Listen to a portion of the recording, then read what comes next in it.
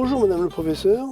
Dans la capsule sur les chromosomes, vous nous avez expliqué que le petit, quand il est fabriqué, il va avoir 23 paires de chromosomes qui proviennent des 23 paires du papa et du 23 paires de la maman.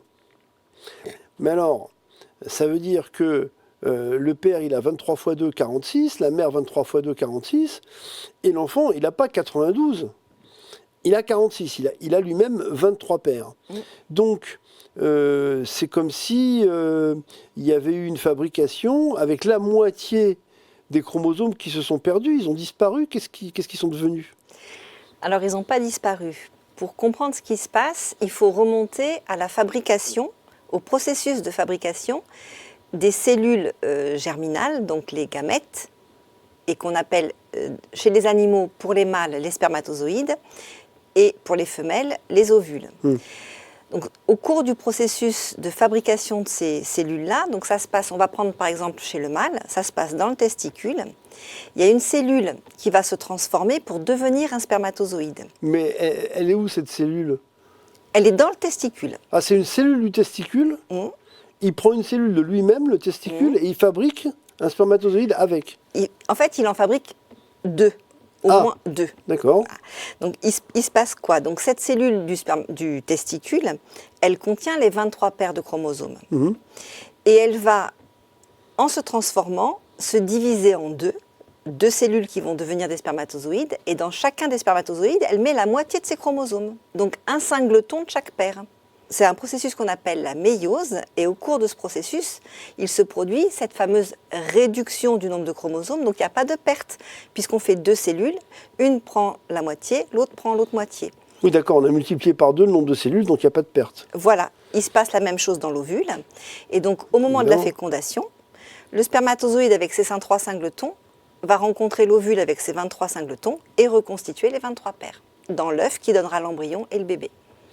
En fait, ça veut dire que le spermatozoïde ou l'ovule, ce seraient les deux seules cellules du corps qui ne contiennent que des singletons de chromosomes.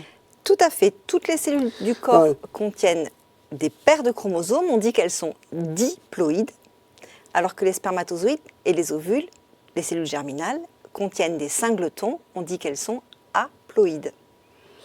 D'accord. Et pourquoi il en faut 23 ? Alors 23, il en faut 23 chez l'homme parce que c'est le nombre de chromosomes qui définit l'espèce. Et il faut savoir que dans chaque espèce est définie par un nombre précis de chromosomes. Chez la tomate, c'est 12 paires. Chez la carpe, c'est 100 paires. Donc ça, c'est l'évolution qu'il a établie et il faut que ce nombre soit constant d'une génération à l'autre. En fait, ce que vous dites, c'est qu'il y a un mécanisme de fabrication des spermatozoïdes, mais c'est comme s'ils étaient fabriqués en série et qu'après ils sont envoyés dans le processus de procréation. Et donc ça veut dire que chaque spermatozoïde est identique à l'autre? Ah non, les spermatozoïdes, en fait, ils sont tous différents et les ovules, ils sont tous différents parce que les paires de chromosomes, les deux chromosomes de la paire, ils ne sont pas identiques. Ils se ressemblent, mais ils ne sont pas strictement identiques. Et donc, quand on fabrique les singletons, on va mettre le premier chromosome de la paire numéro 1 avec un des deux chromosomes de la paire numéro 2, un des deux chromosomes de la paire numéro 3. Et il y a en fait 8 millions de combinaisons. Donc 8 millions de combinaisons, ça fait 8 millions de spermatozoïdes différents. En fait, ça veut dire que tous les spermatozoïdes sont différents. Et tous les ovules aussi.